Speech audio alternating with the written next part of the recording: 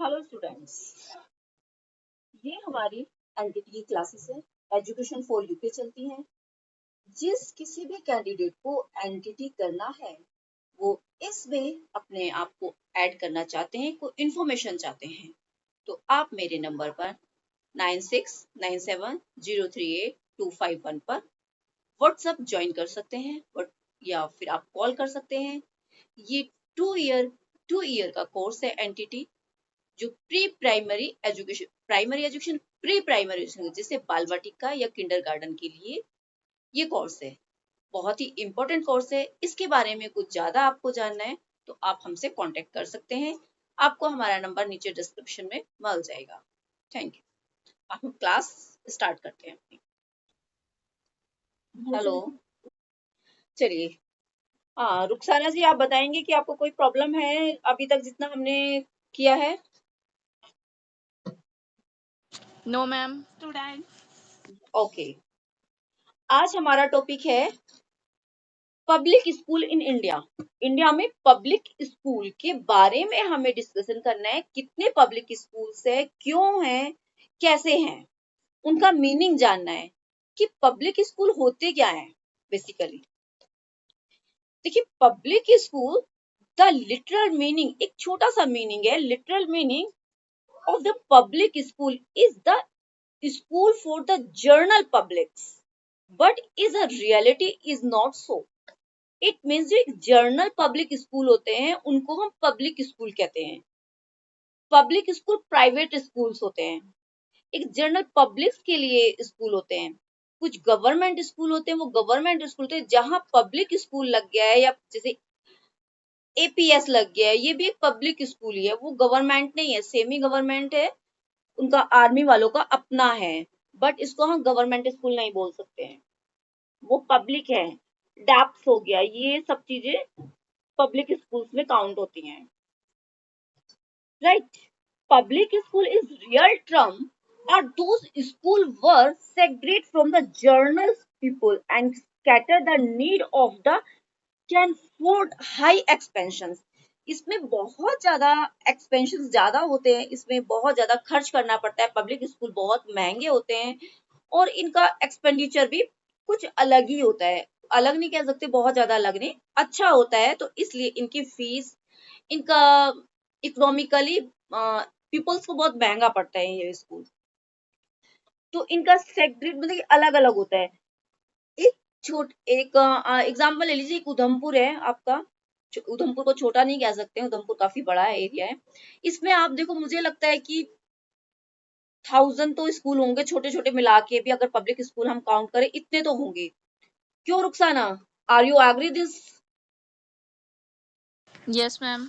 इतने स्कूल तो होंगे, पब्लिक स्कूल छोटे बड़े सब लगा के अगर देखा जाए 1000 तक तो होंगे ही। मेरे जितना मेरा इसका डाटा है कि इतने स्कूल हैं। मैक्सिमम हम देखते हैं कि मिनिमम और मैक्सिमम देखा जाए तो मोस्टली उधम इधर चोपड़ा में ही शायद 7-8 स्कूल तो चोपड़ा में ही है। इतने हैं ना चोपड़ा में, छोटे बड़े लगा के यस मैम है। काफी स्कूल है पब्लिक स्कूल। तो पब्लिक स्कूल, अब public school imply a special type of school, ये एक स्पेशल टाइप स्कूल होते हैं which offer the greater facility, ये बहुत ज्यादा फैसिलिटीज देते हैं देन द ऑर्डिनरी स्कूल। जो एक साधारण स्कूल होते हैं उनसे ये बहुत ही ज्यादा अच्छी फैसिलिटीज देते हैं। कैन बी इंजॉय बाय दोस्त, मतलब कि इसमें बच्चा इंजॉय भी करता है अच्छा, क्योंकि ये लोग पैसे लेते हैं अपना, उसके बदले में एजुकेशन दे रहे हैं, अच्छी फैसिलिटीज दे रहे हैं, तो फिर वो उसके बदले में पे भी, सामने वाला पब्लिक है स्कूल में पेरेंट्स पे भी कर रहे हैं अच्छा, तो वो इसलिए फैसिलिटीज दे भी पा रहा है।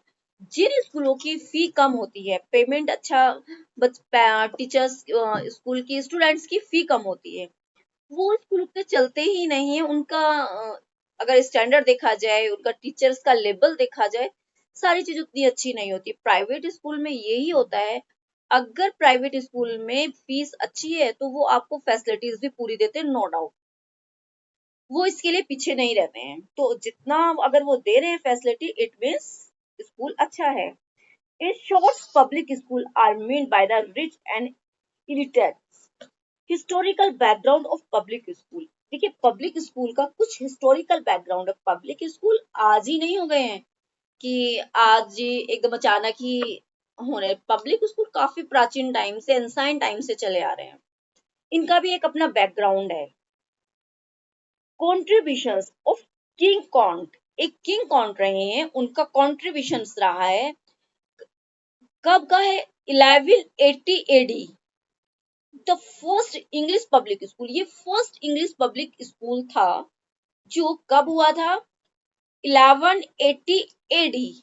याद रखिए, नोट कर सकते हैं। वैसे मैं आपको इसका स्क्रीनशॉट सेंड करूंगी, बट फिर भी किंग कॉन 1180 में AD the first English public school come into existence the year of 1180 AD during the reign of king can't.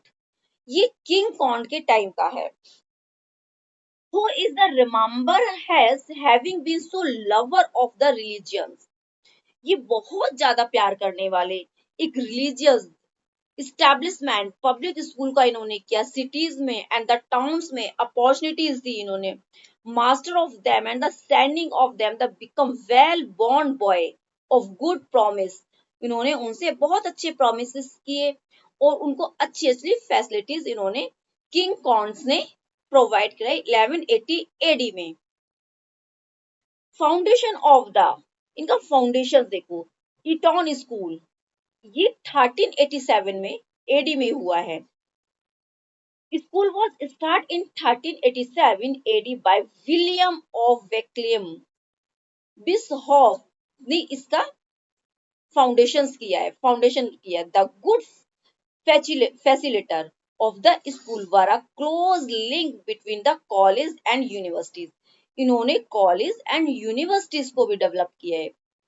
Facilitated students को, बहुत ही ज्यादा स्टूडेंट को बहुत ज्यादा फैसिलिटीज इन्होंने प्रोवाइड किया। Down from all parts of the country the charitable, इन्होंने charity भी बहुत की है कि स्कूलों में चैरिटी की है जिससे कि स्कूल की व्यवस्था में सुधार आ सके।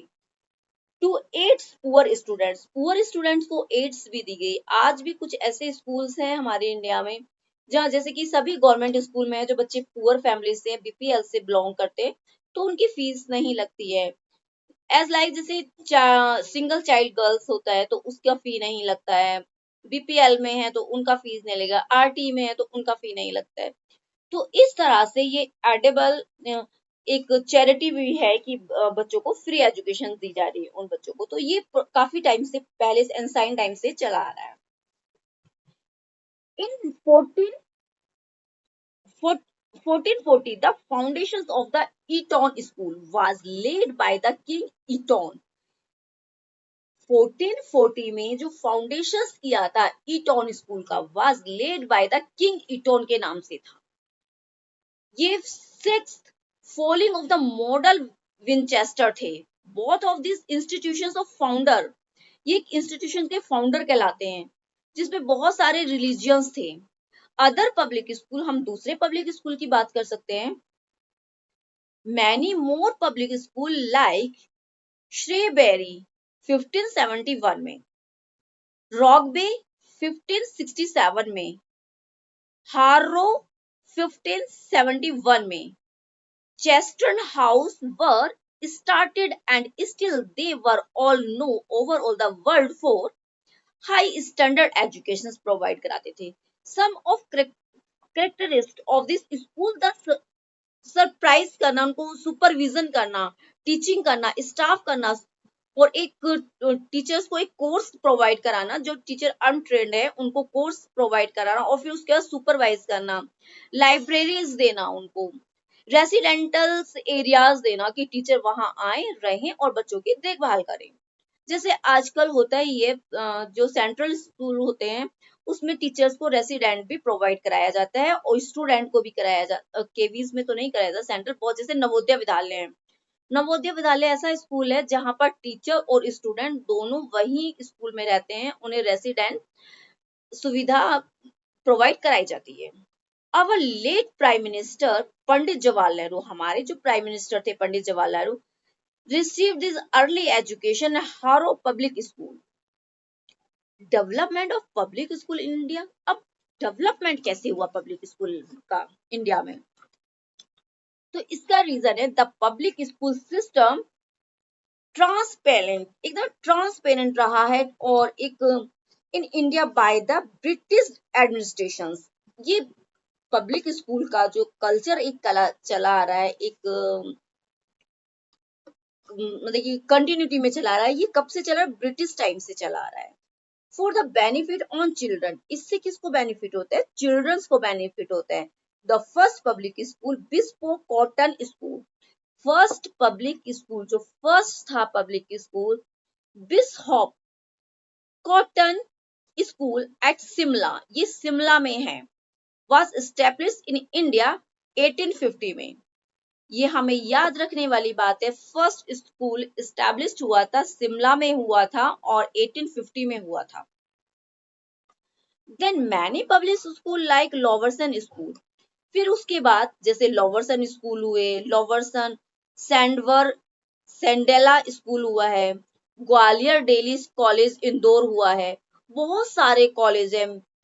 Ajmer princess college, Ajmer princess of wall military college है, देहरादून कॉलेज है, अंडर द मिलिट्री डिफेंस में आता है, राजकुमार कॉलेज है जो रायपुर में आता है, राजकुमार कॉलेज है राजकोट में है। बहुत सारे प्राइवेट स्कूल हैं, प्राइवेट कॉलेजेस हैं जो डेवलप किए गए थे। The number of member school of India Public School Conference as on 10th December 1969 was 44। कितने मेंबर थे? 44 मेंबर थे 10 दिसंबर 1969 में। एक कमेटी बनाई गई थी, जो स्कूल था ओपन था, उसपे 44 ही मेंबर्स ने पार्टिसिपेट किया था। It should be noted that the public school in India are the recent Oregon. A few of them have grown of chief college, but majority among the products of the, कि इसका it means ये है कि इसमें बहुत सारी सुविधाएं इन्होंने चिप्स से, इनके पोस्ट इंडिपेंडेंस पीरियड रहा है उनका, both in the time they are the origin in and the purpose of which they establish the different widely, different way में उन्होंने एस्टैब्लिश किए, डिफरेंट उनका एरिया दिया उन्होंने, हर जगह के स्कूल अलग अलग, सेम स्ट्रक्चर इंफ्रास्ट्रक्चर नहीं होगा उनका, डिफरेंट होगा और डिफरेंट वे में वो डेवलप किए गए हैं। सभी, आप किसी भी प्राइवेट स्कूल में जाए, सबकी फैसिलिटी, सबका स्ट्रक्चर अलग अलग होता है। The different among also a number seats available, कुछ सीट्स अवेलेबल होती है, facilities, game, sports fee and, मतलब कि जैसे गेम्स है तो उसकी फीस अलग ली जाएगी, स्पोर्ट्स है उसकी फी अलग होगी। इस तरह से फी भी डिवाइड की गई थी कि जिस स्कूल में जितनी फैसिलिटी होगी उसके अकॉर्डिंग फीस को आपके सामने रखा जाएगा कि आप इतनी फीस पे कीजिए और आपके बच्चे का एडमिशन इजीली हो जाएगा। जो फैसिलिटीज आप चाहते हैं वो फैसिलिटीज आपको मिलेगी। इसीलिए क्योंकि प्राइवेट संस्थाएं हैं, प्राइवेट इंस्टीट्यूशंस हैं, वो क्या करते हैं? प्रोवाइड करते हैं, फैसिलिटीज प्रोवाइड करते हैं। उनको पता है पब्लिक को क्या चाहिए? फैसिलिटी चाहिए। वो हर संभव कोशिश करते हैं कि उसको पे करें, अमाउंट कितना भी हो वो जल्दी से जल्दी पे कर देंगे। क्यों? क्योंकि वो चाहते हैं कि हमारा बच्चा एक अच्छे स्कूल में पढ़े और अच्छी एजुकेशन ले। क्योंकि गवर्नमेंट के पास इतना पैसा नहीं था उस टाइम कि वो इतना पैसा एजुकेशन पे खर्च करे, तो इसीलिए प्राइवेट स्कूल बहुत तादाद में इस्टेब्लिश हुए हैं। जर्नल कंडीशंस क्या हो सकती हैं पब्लिक स्कूल की? According to the regulations chart of public school, एक चार्ट था public school in the India में, mandatory for all the student residence the hostel, सबसे पहले उनको हॉस्टल प्रोवाइड कराया। बहुत मैंडेटरी था कि भाई हॉस्टल होना ही चाहिए, कि अगर बच्चा गांव से आ रहा है, क्योंकि उस टाइम तो गांव होते थे, आने जाने की सुविधा भी नहीं होती थी, कन्वेंस का साधन नहीं होता था, ट्रैवलिंग नहीं कर सकते थे, वो ट्रांसपोर्ट की सुविधा नहीं होती थी दैट टाइम। अभी तो क्या है, अगर स्टूडेंट 30 किलोमीटर दूर भी उसका स्कूल है वो तब भी चला जाएगा। बड़े मेट्रो सिटीज में तो मेट्रो की सुविधाएं हैं, तो 10 मिनट्स में ही बच्चा स्कूल पहुंच जाता है। तो उस टाइम अगर बच्चा पढ़ने जा रहा है तो जर्नल कंडीशंस क्या आती है? वहां पर बोर्डिंग होना चाहिए, बोर्डिंग स्कूल होना चाहिए, स्कूल में हॉस्टल होना ही चाहिए। कि बच्चा आके वहां अध्ययन करे, एजुकेशन ले, एंड टीचर भी वहां रहे। टीचर के लिए भी बोर्डिंग प्रोवाइड कराया जाता था, बोर्डिंग स्कूल रहे। तो ये सारी एजुकेशन वहां जनरल कंडीशंस रही हैं। The teaching schedule here says the class the 6 days week and 6 hours daily. जो टीचिंग टाइम था वो कितना रखा गया? 6 डेज के लिए रखा गया और 6 आवर्स के लिए रखा गया। दिन में वीक में 6 डे तो क्लासेस चलेंगी और पर डे 6 आवर्स का टाइम रहेगा। ये सेट किया गया।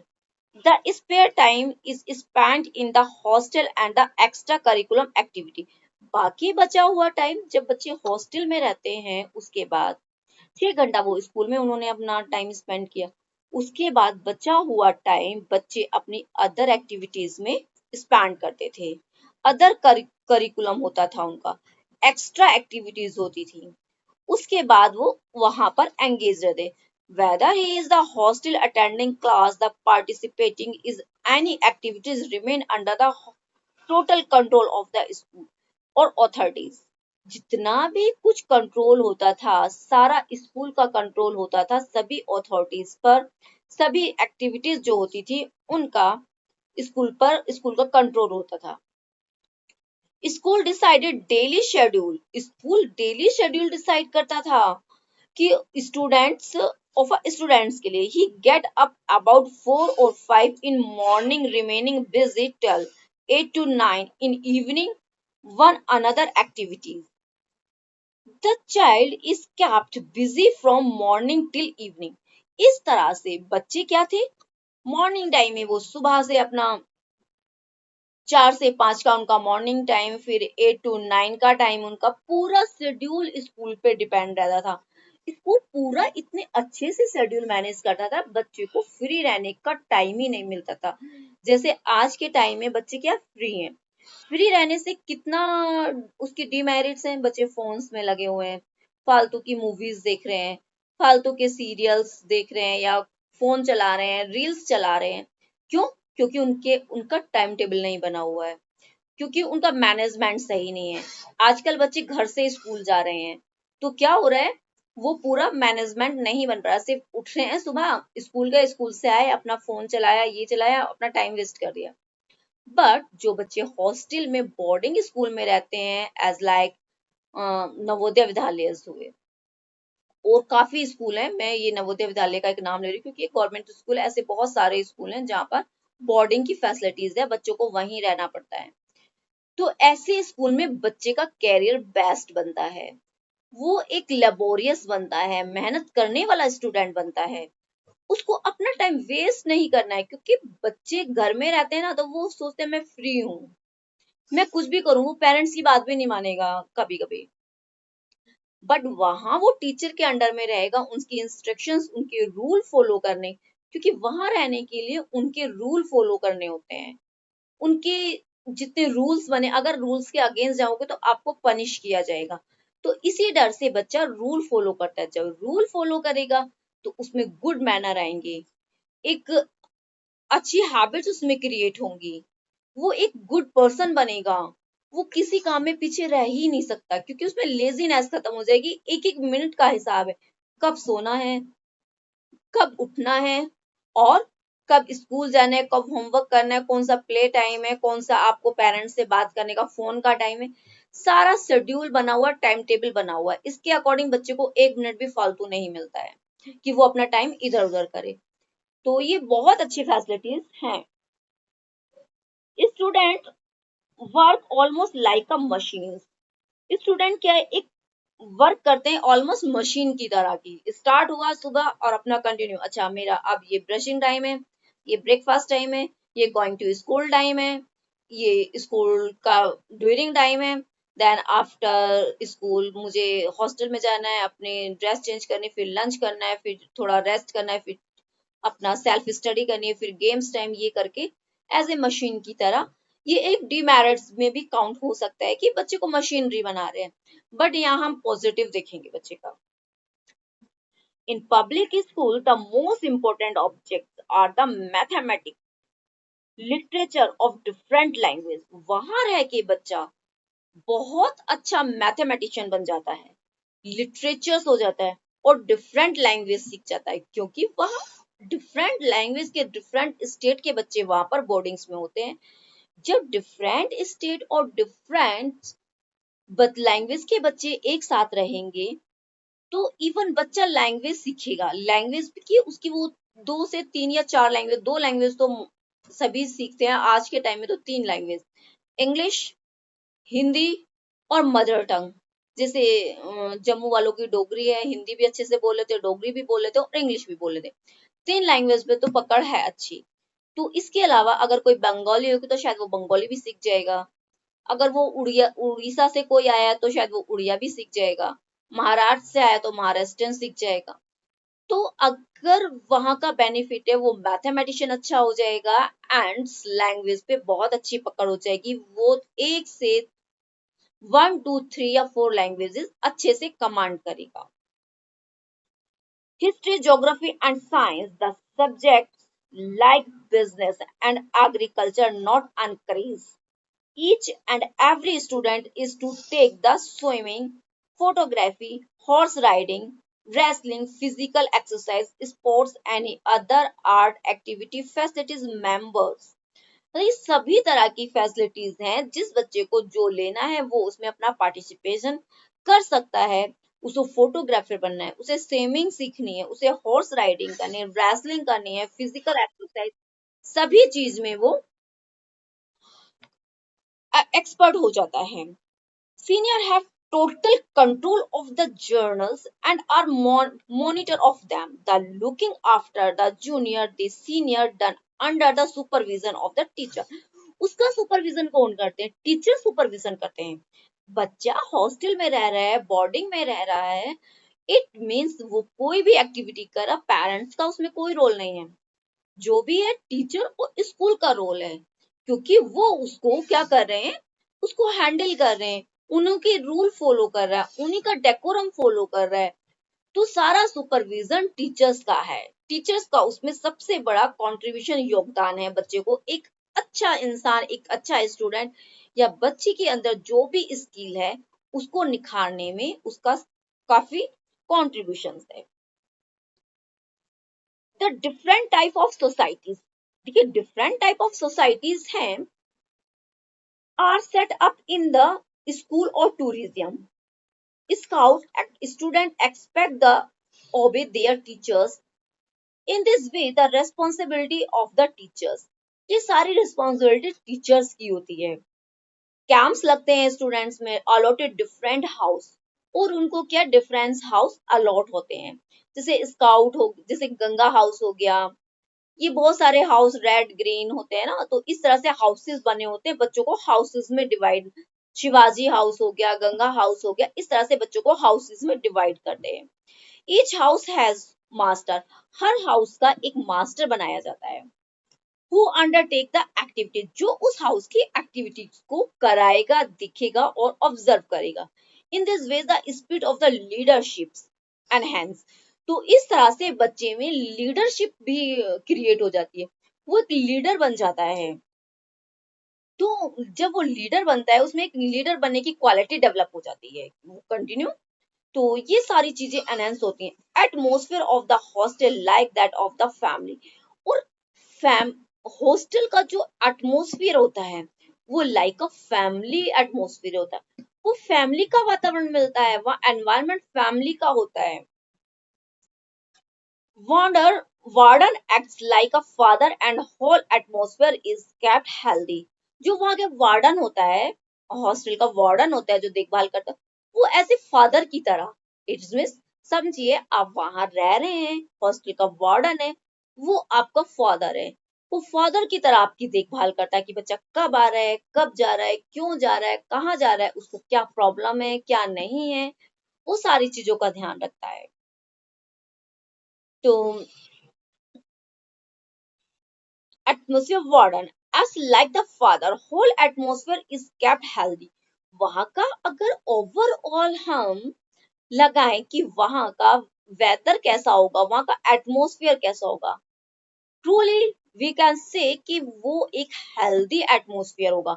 उससे हेल्दी एटमॉस्फेयर आपको शायद अपने घर में भी नहीं मिल सकता जितना मॉडर्न स्कूल में मिलता है, हॉस्टल्स में मिलता है, क्योंकि वहां पर पूरा आपका शेड्यूल बना होता है। आपको 5 बजे उठना है, फ्रेश होना है, प्ले के लिए जाना है, घूमना है, ब्रशिंग करना है, फिर स्कूल के लिए रेडी होना है, फिर ब्रेकफास्ट करना है, स्कूल के बाद आके पूरा इवनिंग तक 9 बजे तक का आपका करिकुलम पूरा रेडी रहता है। तो बच्चा उसी तरह से एक्टिव रहता है और एक लीडरशिप सीख जाता है, वो खुद सेल्फ डिसीजन लेना सीख जाता है। जो बच्चे फैमिलीज में रहते हैं वो बच्चे जल्दी से सेल्फ डिसीजन नहीं ले पाते, क्योंकि वो डिसीजन लेने से पहले उनके पेरेंट्स उसमें आ जाते हैं, पेरेंट्स अपना इंटरफेयर करते हैं। अगर बच्चा कुछ करना चाह रहा है तो पेरेंट्स उसको मना करेंगे, नहीं नहीं ये नहीं करना है, ठीक है। वहां वो सेल्फ डिसीजन लेता है। जब उसको बच्चों को हाउस में डिवाइड किया जाता है और एक हाउस मास्टर उसमें से चूज किया जाता है, तो वो बच्चा लीडरशिप भी सीख जाता है। तो ऐसा नहीं किसी एक ही बच्चे को, हर बच्चे को टाइमली उसको टर्न वाइज मौका मिलता है, चांस मिलता है, तो वो लीडरशिप सीख जाता है, डिसीजन लेना सीख जाता है, टीम मेकिंग सीख जाता है, राइट। तो ये सारी फैसिलिटीज बच्चा वहां से सीखता है। बट आजकल के पेरेंट्स तो बच्चों को बोर्डिंग स्कूल में भेजना ही पसंद नहीं करते कि हमारा बच्चा कैसे रहेगा। वो लोग ये नहीं समझते हैं कि हमारे यहाँ की जो एजुकेशन रही है वो बोर्डिंग स्कूल की रही है। पहले राजा महाराजा भी हुआ करते थे, उनके बच्चे होते थे, वो उनको एजुकेशन देने के लिए जब 5 ईयर के होते थे तभी उनको आश्रम में भेज देते, गुरुकुल में भेज देते थे। गुरुकुल में जाने से क्या होता था, बच्चे वहां से ज्ञान प्राप्त करते थे। जिस भी फील्ड में बच्चे को जाना है उस फील्ड का ज्ञान प्राप्त करने के बाद 18 ईयर या 20 ईयर जो भी उसका टाइम रहता है कि वो पूरी एजुकेशन ले लिए, उसके बाद वो घर जाते थे। एक संपूर्ण एकदम सर्वगिणी विकास हो जाता था उसका, पूर्ण डेवलपमेंट हो जाता था, हर तरह से एक अच्छा इंसान बनना, अच्छा लीडर बनना, कि किस तरह से लीड करना है, या एक पूरा होलिस्टिक डेवलपमेंट उस बच्चे का हो जाता है। अगर जो बच्चे आज भी बोर्डिंग स्कूल्स में रहते हैं बचपन से, 5th 6th से वो चले जाते हैं और 12th करने के बाद आते हैं, तो आप देखेंगे वो बच्चे, जो एक बच्चा घर में रह रहा है उसका डिसिप्लिन देखेंगे और जो बच्चा बोर्डिंग स्कूल में रह रहा है उसका डिसिप्लिन देखेंगे, तो शायद जमीन आसमान का डिफरेंस होगा, हेवन और अर्थ डिफरेंस होगा। तो ये बहुत बड़ा डिफरेंस है और बहुत ही अच्छा है जो बच्चे बोर्डिंग स्कूल में पढ़ते हैं। नेक्स्ट हम देखते हैं, no work of teaching is done. Teacher कोई वर्क डन नहीं करेगा, क्यों? क्योंकि बच्चे से करवाते हैं। पेरेंट्स स्कूल, जो बच्चे घर में रहते हैं तो उनका वर्क कौन डन करता है? पेरेंट्स। पेरेंट्स उसको बना के देंगे। बट वहां ऐसा नहीं होगा, वहां बच्चे को खुद अपना वर्क डन करना होगा। Without aid, according to the curriculum of the school, there are various facility literatures like a literature room, laboratory, common hall, library, conference hall, gyms, health care center, sports ground, hostel. These public schools do not take any type of government aids, are thus free from the any kind of entrance of the government facility members। देखिए, जो private schools होते हैं वहां पर ये सारी facilities मिलती हैं बोर्डिंग स्कूल में, बट उन्हें गवर्नमेंट से कोई एड्स नहीं आती है। वो सारी जो लेना है वो बच्चों से ही लेना है। तो ये स्कूल बहुत महंगे भी होते हैं, राइट, काफी महंगे भी होते हैं ये स्कूल। तो इसमें एक्सपेंडिचर काफी अच्छा होता है, खर्च भी बहुत आता है। बट जो गवर्नमेंट स्कूल होते हैं ये सारी फैसिलिटी उनको वहां स्कूल में मिलती है, बच्चे को कुछ भी पे नहीं करना पड़ता है। Headmaster has the right to admit the expel any students. He also has the right appoint the compel any teacher of reason. In these manners, the organizations of public school is entirely different from the other traditional school. In orderly, the compensations the expenditures of good amount tuition fee, वो लोग क्या लेते हैं इसके लिए? अच्छी खासी tuition fee पे करते हैं, चार्ज करते हैं। charged to the students. The overall expenditures on an individual student are around 20,000 पर स्टूडेंट. इस तरह के स्कूल का 20,000 पर मंथ उनसे फी ली जाती है.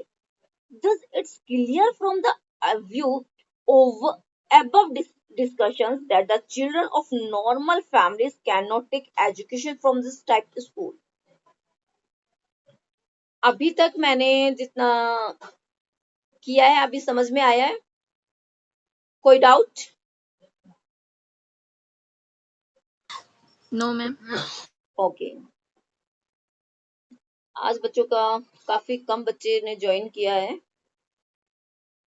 चलिए, सम फेमस पब्लिक स्कूल, कुछ हमारे फेमस पब्लिक स्कूल हैं. 1 मिनट, अभी थोड़ा.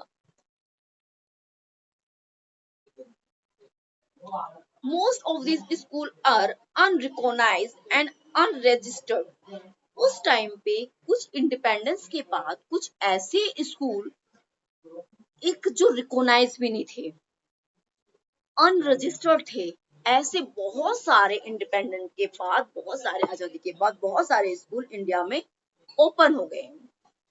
सेकेंडरी एजुकेशन कमीशन, जब सेकेंडरी एजुकेशन कमीशन एस्टैब्लिश हुआ, only 14 public school recognized by public school conference. वो सिर्फ ओनली 14 ही ऐसे स्कूल थे जो पब्लिश थे, जो रिकॉग्नाइज थे, जिनको मान्यता मिली हुई थी. आप अपनी संस्था ऑर्गेनाइजेशन चला सकते थे, गवर्नमेंट से एफिलिएटेड थे. पर इसके अलावा इतने सारे मोर स्कूल थे जो ऐसे ही अनरिकॉग्नाइज थे और चल रहे थे. सबसे फर्स्ट जो स्कूल था रिकॉग्नाइज, दिल्ली पब्लिक स्कूल, जो कहां पर है? दिल्ली में है. सेकंड, दून पब्लिक स्कूल, जो कहां पर है? देहरादून में है. बिशॉप कॉटन स्कूल, ये थर्ड स्कूल है जो शिमला में है, रिकॉग्नाइज स्कूल है. ये इंडिपेंडेंस के बाद जो थे 14 स्कूल थे ऑल इंडिया में जो रिकॉग्नाइज थे. लोवरसन स्कूल सैंडवार में था. लोवरसन स्कूल लॉवेडेल में था. इसी तरह से 14 पटियाला में थे. शिवाजी पब्लिक स्कूल पूना में. फिर है सिंधिया स्कूल ग्वालियर में है. मॉडर्न स्कूल न्यू दिल्ली में है. महारानी गायत्री देवी गर्ल्स स्कूल जयपुर में है. राजकुमार कॉलेज रायपुर में है. शार्दुल पब्लिक स्कूल बीकानेर में है. मायो कॉलेज अजमेर में है. राजकुमार कॉलेज राजकोट में. सिर्फ ये 14 स्कूल हैं जो रिकॉग्नाइज थे, गवर्नमेंट से रजिस्टर्ड थे. ये ऑल इंडिया लेवल पर 14 स्कूल थे जो पूरी इंडिया में वर्क कर रहे थे. And in addition of the above reported public school, the government of India also promote different type of public school. Government ने बहुत सारे ऐसे स्कूल को प्रमोट किया जो डिफरेंट टाइप्स के थे. School of European and Anglo Indians as लोवरसन school, as Sanawar and Lovedale bishop. Cotton school Shimla, जो शिमला में चल रहा है. Once this school were means only for European Anglo Indian के टाइम का. Now they are also open in India में, जो इस टाइम कहां पर है? इंडिया में है. School for princely families such as Mayo college Ajmer का है. राजकुमार कॉलेज रायपुर का है, राजकोट में है. सिंधिया स्कूल द ग्वालियर में है. इसी तरह के काफी सारे स्कूल्स जो डेवलप हुए. इसके बाद आता सैनिक स्कूल. सैनिक स्कूल कहां कहां है? देखिए, पंजाब में है, फिर है करनाल में है, मैसूर में है, राजस्थान में है, गुजरात में है, महाराष्ट्र में है, वेस्ट बंगाल में है, उड़ीसा में है, मद्रास में है एंड लखनऊ में है. तो ये सैनिक स्कूल हैं जो इंडिपेंडेंस के बाद इस्टेब्लिश किए गए थे, जो चल रहे थे. जो आर्मी के ये सैनिक स्कूल इन जगह में थे. इसके बाद आज के टाइम में काफी सारे सैनिक स्कूल डेवलप हो चुके हैं. ये 11 सैनिक स्कूल 11 हैं जो डेवलप हो चुके हैं और काफी पुराने हैं। These schools are means the impact training for the leaderships of the Indian Army। ये क्या थे? इंडियन आर्मी के स्कूल्स हैं जो एक लीडरशिप भी है। ऑर्डिनरी पब्लिक स्कूल सच, जो एक साधारण ऑर्डिनरी स्कूल्स हैं जिसको हम साधारण स्कूल बोलते हैं, एक सिंपल स्कूल है। जैसे ऑर्डिनरी स्कूल में कौन से? दून स्कूल आया है। आपसे अगर क्वेश्चन आ जाता है ऑर्डिनरी स्कूल और मल्टीपल चॉइस आ जाते हैं तो आपको ये चीजें याद रखनी, ऑर्डिनरी स्कूल कौन से हैं, सैनिक स्कूल कौन से हैं। एंड इस टाइप से ऑर्डिनरी स्कूल में दून स्कूल आ जाता है जो देहरादून में है, पब्लिक स्कूल आ जाता है जो दिल्ली में है, मॉडर्न स्कूल आ जाता है जो न्यू दिल्ली में है, पंजाब पब्लिक स्कूल नाभाब में है, बिरला पब्लिक स्कूल और बिरला विद्या मंदिर नैनीताल में। इस तरह से स्कूल्स हैं जो ये ऑर्डिनरी स्कूल्स हैं। Public school of girl only, जो सिर्फ केवल गर्ल्स के लिए पब्लिक स्कूल है, उसमें बॉयज नहीं है। महारानी गायत्री देवी गर्ल्स स्कूल जयपुर में है, ये गर्ल्स स्कूल है।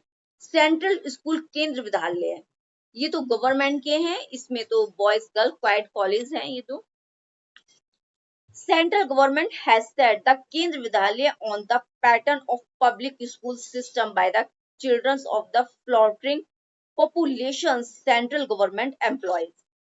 तो देखिए सेंट्रल गवर्नमेंट स्कूल में केंद्र विद्यालय सबसे नंबर 1 पे रहता है और ये बहुत अच्छी फैसिलिटी प्रोवाइड कराता है। इसके बाद आते हैं डीएवी स्कूल। डीएवी की फुल फॉर्म होती है Dayanand Anglo Vedic school. DAV की फुल फॉर्म है दयानंद एंग्लो वैदिक स्कूल। इसका एस्टेब्लिशमेंट हुआ था 1886 में। तो DAV public school have been start DA trust and the meaning of the society.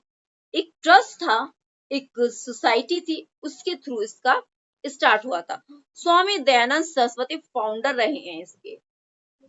DAV के फाउंडर अगर आपसे पूछ लिया जाता है डीएवी स्कूल के फाउंडर कौन है, तो आप बता सकते हैं स्वामी दयानंद सरस्वती डीएवी स्कूल के फाउंडर हैं। Next Navodaya Vidyalaya. These schools have been started by the government of India।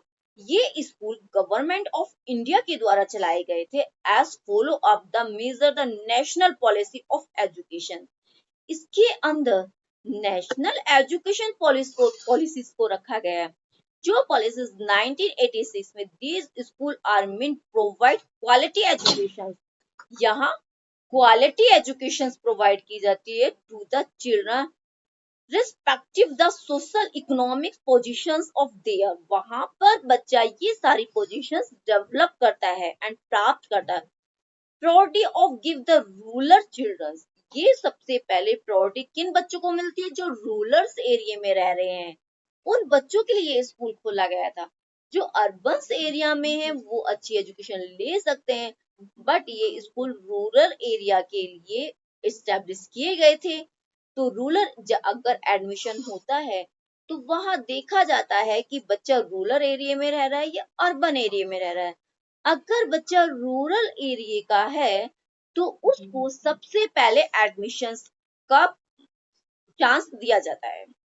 These schools are residential and education as well the boarding facility provide fee। आप देखिए यहाँ पर एजुकेशन बहुत अच्छी है, स्कूल रेसिडेंटल है, वहीं पर रहने की सुविधा है, education well and good excellent education है, बोर्डिंग फैसिलिटी बहुत अच्छी है एंड प्रोवाइड फ्री। सारी चीज क्या फ्री प्रोवाइड की गई है नवोदय विद्यालय में कि बच्चे को रहना खाना बोर्डिंग सब कुछ फ्री है, क्योंकि ये स्कूल डेवलप ही किए गए थे रूरल बच्चों के लिए। जो गांव दराज में रहते हैं वो अच्छी एजुकेशन नहीं ले सकते हैं, इसीलिए गवर्नमेंट का एजुकेशन पॉलिसी रही है 1986 में, उसी के अंडर में इसको एस्टेब्लिश किया गया।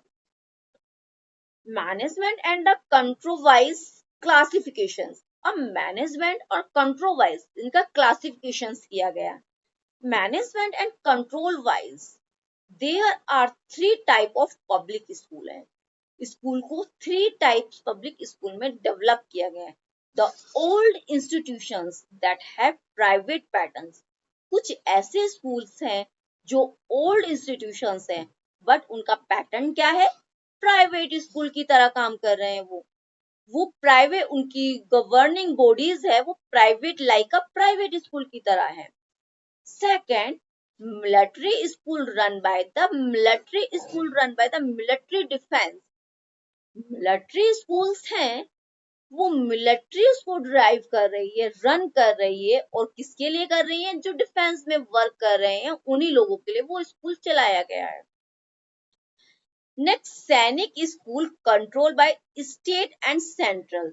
सैनिक स्कूल को स्टेट और सेंट्रल दोनों चलाती हैं और दोनों के ही स्टूडेंट उसमें एडमिशन ले सकते हैं, वो ही रन करें। तो आपको पता होना चाहिए मैनेजमेंट कंट्रोल वाइज क्लासिफिकेशंस में थ्री टाइप के स्कूल्स हैं। ओल्ड इंस्टीट्यूशंस है, जो ओल्ड इंस्टीट्यूशंस हैं वो प्राइवेट पैटर्न्स पर काम कर रहे हैं। सेकंड आ गया मिलिट्री स्कूल, थर्ड आ गया सैनिक स्कूल। आपको ये चीज याद होनी चाहिए। अब ये थे, अब देखिए डीमेरिट्स। अब इनके डीमेरिट्स भी हैं, कुछ प्राइवेट स्कूल के जो पब्लिक स्कूल है उनके मेरिट्स ही नहीं हो सकते हैं, डीमेरिट्स भी हैं। Public school have come a matter of the give the criticism, इसे बहुत सारे लोगों ने क्रिटिसाइज भी किया है इसको। The post independence of India, the major demerits of this school is that they produce a class of student who remain the different countries man। इसमें बच्चों को क्लासेस में भी डिवाइड किया गया है। मतलब कि हायर क्लास का बच्चा है तो प्राइवेट स्कूल है तो उसमें क्या, जो बहुत ज्यादा हाई लेवल का बच्चा है, अच्छी फैमिली से है, वो थोड़ा अच्छे स्कूल में जाता है। जो थोड़ा लोअर फैमिली से वो थोड़ा लो स्कूल में जाता है। इसमें क्लासेस भी डिवाइड हो जाती हैं कि बच्चा किस फैमिली से आ रहा है। जब स्कूल में बच्चा आता है, एक बच्चा बहुत अच्छी फैमिली से, तो उसका एटीट्यूड अलग ही होगा, राइट, उसे टीचर अलग से हैंडल करती है। तो इसी तरह से उसमें क्लास भी डिवाइड हो जाता है, पता चल जाता है कि ये बच्चा किस फैमिली से, बहुत अच्छे स्कूल में एडमिशन लिया है जहाँ फीस ही 30 या 40,000 पर मंथ है, तो ऑब्वियसली पता चल जाएगा कि भाई इसका बैकग्राउंड तो काफी अच्छा है बच्चे का। तो इस तरह से इसकी डिमेरिट्स है प्राइवेट स्कूल्स की पब्लिक स्कूल की। And its different countries when instead of having the spirit service they have the spirit of ruling of the other, thus the encourage the feeling discriminations based upon the race। Secondly, these school act the handle in the way of demo। आप इसमें देखिए mainly क्या है, बच्चे में एक discrimination आ जाता है, भेदभाव आ जाता है, इस तरह की भावना इसमें बच्चे में हो जाता है। Only the people like the political leaders minister higher authorities interest. इसमें किनके बच्चे पढ़ते हैं, जो बहुत लीडर्स हैं, हाई अथॉरिटी के, हाई अथॉरिटीज में जिनके पेरेंट्स वर्क कर रहे हैं, वही अपने बच्चे को पढ़ा सकते हैं। एक मिडिल क्लास आम पेरेंट्स अपने बच्चे को इन स्कूल्स में नहीं पढ़ा सकता। Bureaucrat benefit of from the institutions रहे हैं। These people consider their insult in their children study alone the। देखिए इसमें बच्चों को इंसल्ट भी फील होती है, जो कि it means this to class of the exploitation of the explore create of in the society. The इस बच्चे में अगर एक ही उसका बच्चा इसमें एक दूसरी फैमिली से आ रहा है, एक बहुत रिच फैमिली से आ रहा है, उसमें बच्चे में डिस्क्रिमिनेशन हो जाता है कि भाई इसमें शो ऑफ आ जाता है कि एक तो बहुत अच्छी ड्रेसेस पहन के आ रहा है, क्योंकि ड्रेसेस का पैटर्न तो बाद में आया था, कि इसीलिए आया था ड्रेसेस का पैटर्न कि सब सेम लगे। किसी में ये पहले क्या होता था, ड्रेसेस नहीं होती थी, सिविल ड्रेस में आते थे। तो सिविल ड्रेस में आने के बाद क्या होता था, बच्चे, एक पेरेंट्स तो डेली नई बच्चे को नया यूनिफॉर्म ड्रेस दे सकता है, सिविल ड्रेस में भेज सकता है। एक पेरेंट्स गरीब है, वो रोज अपने बच्चे को नए कपड़े नहीं पहना सकता है, नई ड्रेस नहीं पहना सकता है। तो इसमें बच्चे में भेदभाव, डिस्क्रिमिनेशन हो जाता है, भेदभाव हो जाता है। तो इसीलिए ये ड्रेस का पैटर्न स्टार्ट किया गया कि भाई किस तरह की सबको एक ही यूनिफॉर्म है, कोई छोटा कोई बड़ा नहीं है।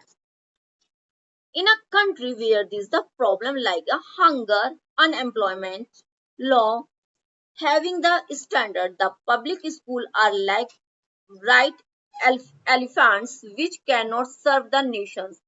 India should indicates at citizen who can release problem of the nation like a social worker and the sacrifice of the produce in public school. They are exploits and the social worker.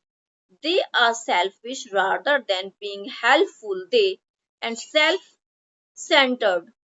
They are indifference towards Indians' culture and civilizations due to bring the thought of English medium.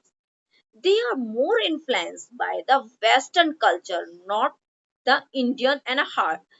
Private school में ज्यादातर क्या western culture को adopt किया गया था। Western culture adopt है private या public school में, और इंडियन कल्चर को वो छूते भी नहीं है, नॉट एन हार्ट। जबकि इंडियन कल्चर को एक हार्ट बनाना चाहिए पब्लिक स्कूल में, बट उन्होंने वेस्टर्न जितने भी प्राइवेट स्कूल होंगे पब्लिक स्कूल होंगे उनमें वेस्टर्न कल्चर बहुत ज्यादा डेवलप किया गया।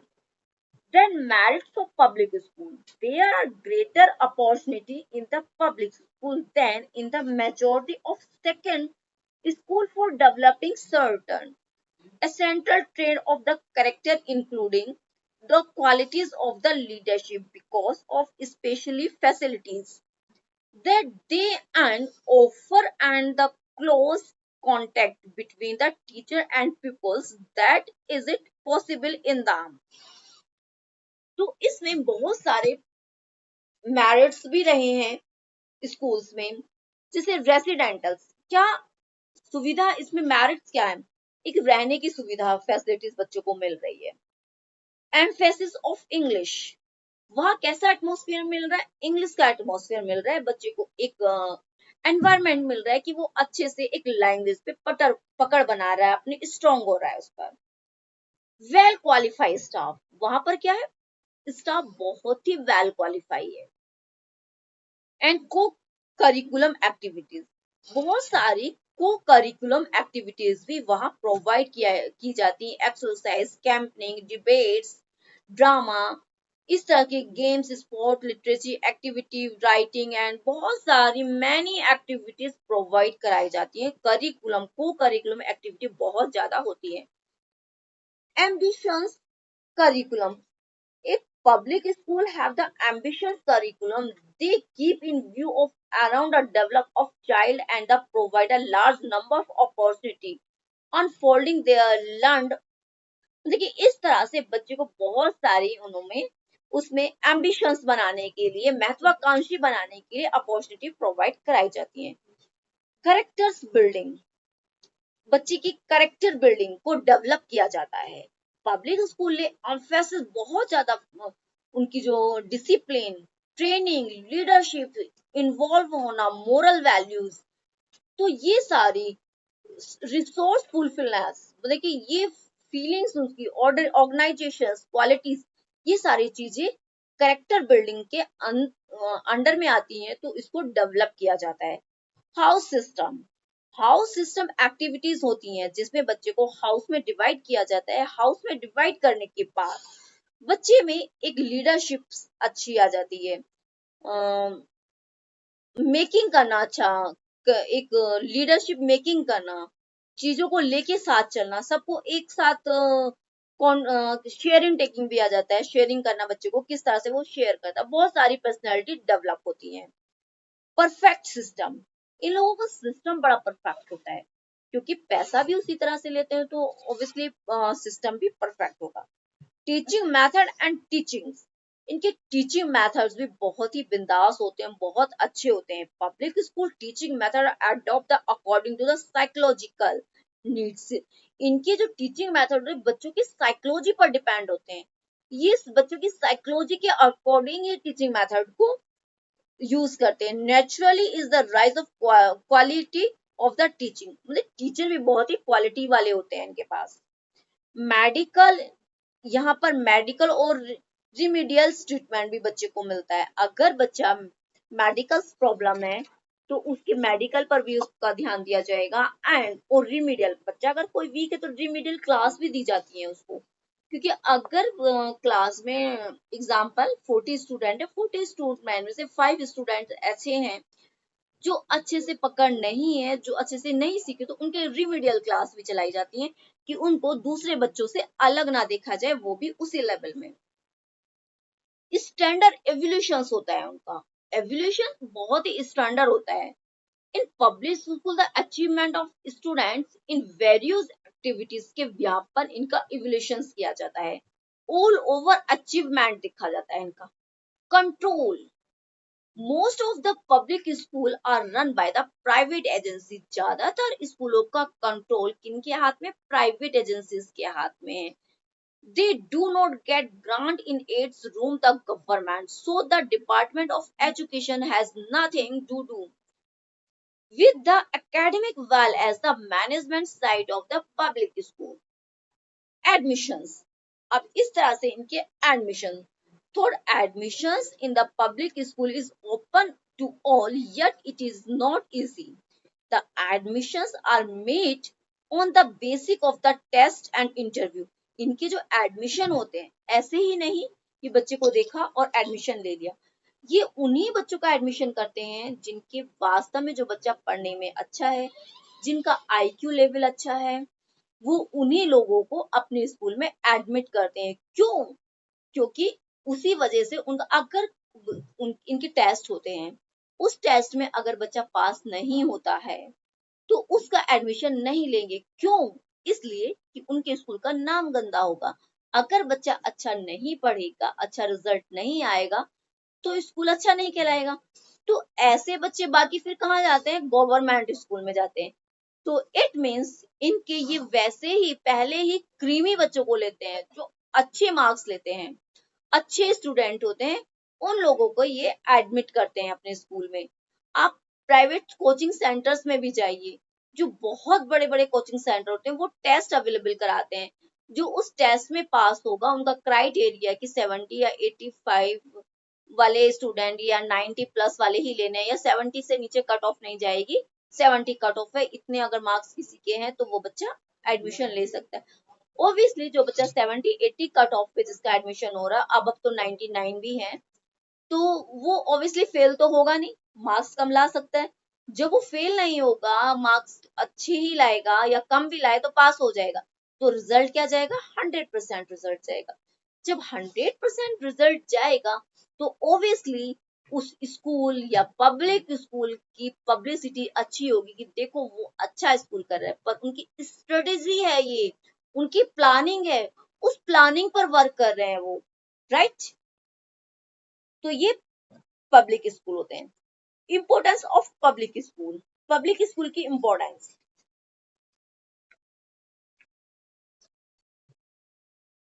1 minute.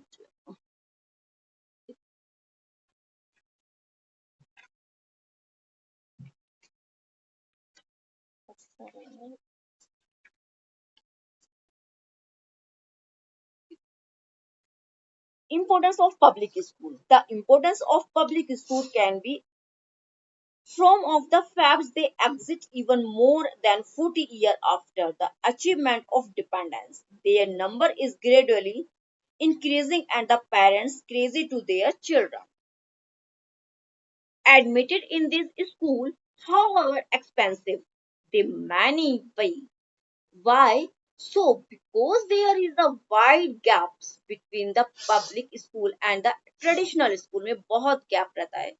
It is the evident from the main features of public school में बहुत सारे main features होते हैं that this provide the ample opportunity to all around development of their students. Students का all around development, they are known for their sense effect the inculcates the students keep sense of duties, qualities, leadership, civics, virtue, manual of the operations and understanding. It is this school that the talent of the बच्चे में बहुत सारे talents भी आ जाते हैं। तो ये importance है पब्लिक स्कूल की। तो स्टूडेंट आज की क्लास यही एंड करते हैं। अगर have you any some question asked to me then tell me. किसी को कुछ पूछना है? No, ma'am. Okay, every concept is clear? Yes, ma'am. Okay, any doubt?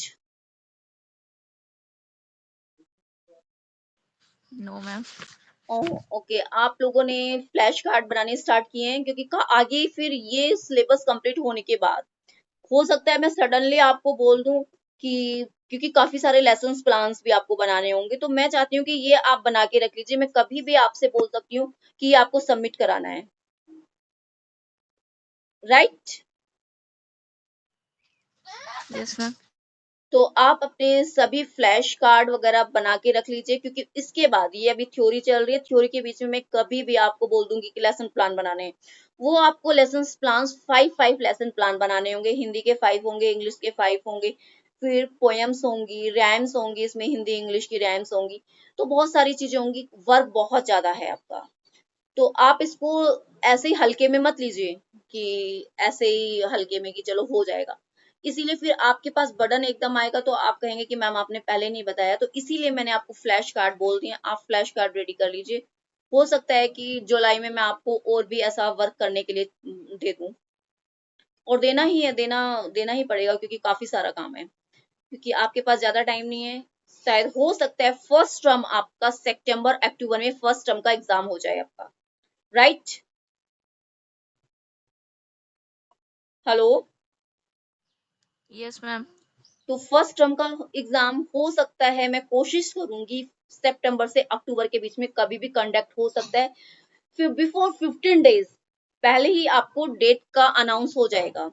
ये नहीं आप कहें कि मैम कि आपको 1 मंथ पहले बताएं, क्योंकि मुझे खुद भी नहीं पता होता। जैसे ही मुझे ऊपर से ऑर्डर आएगा मैं आपको इन्फॉर्म कर दूंगी। तो मुझे जहां तक है कि आपका हो सकता है या तो प्रैक्टिकल लिया जाएगा या आपका रिटन एग्जाम, दोनों में से एक एग्जाम आपका होना है सितंबर अक्टूबर के बीच में। तो आप उसके लिए भी रेडी रहिए, right? Yes, ma'am. You can leave. Thank you, ma'am.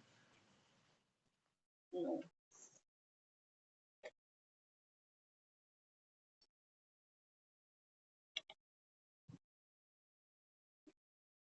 कल का इसलिए नहीं बता। Hello students, education for you में आज मैं आपको बताना चाहती हूँ, ये एनटीटी क्लास चल रही है। जो भी स्टूडेंट्स एनटीटी में एनरोल होना चाहता है वो बच्चा एनटीटी में एनरोल हुई जी लीजिए आप एनरोलमेंट अपना। बहुत ही कम उसमें आपका एनरोल किया जाएगा। ये 2 ईयर इंटीग्रेटेड कोर्स है, लाइक अ बीएड की तरह है, बट ये नर्सरी टीचर ट्रेनिंग है। आप इसका बेनिफिट बहुत अच्छे से ले सकते हैं, क्योंकि आने वाले टाइम में इसकी फीस भी बहुत ज्यादा हो जाएगी। सो दैट आप जल्दी से एडमिशन लीजिए। मेरा नंबर 9697038251। आप इस पे मुझे कांटेक्ट कर सकते हैं एनटीटी के रिगार्डिंग। आपको कोई भी इंफॉर्मेशन चाहिए। Thank you.